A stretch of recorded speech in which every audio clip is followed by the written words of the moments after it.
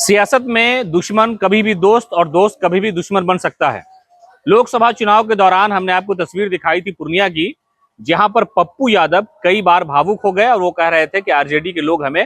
हराना चाहते हैं। लेकिन पप्पू यादव ने अब इस बात की घोषणा कर दी है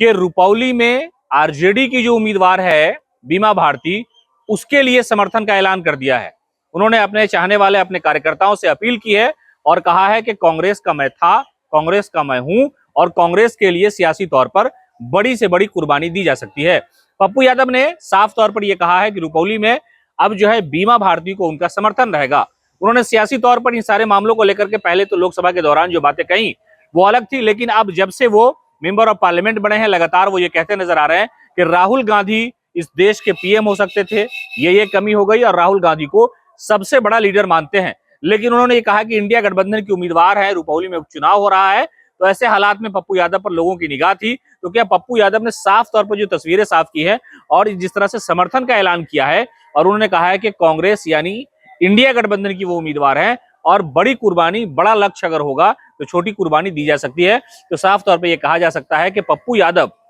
लालू यादव के साथ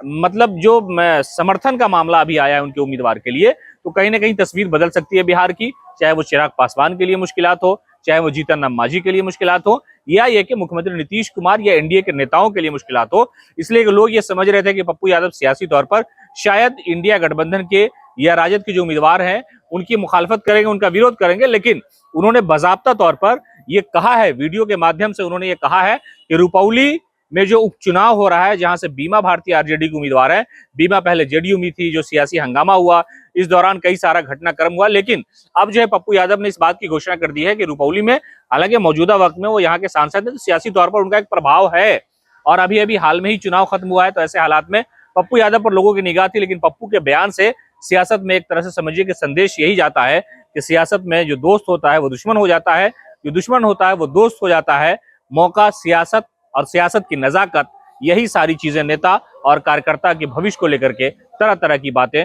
लोगों के सामने पेश कर देता है। पनोरमा ग्रुप, जो सोचता है वो करता है।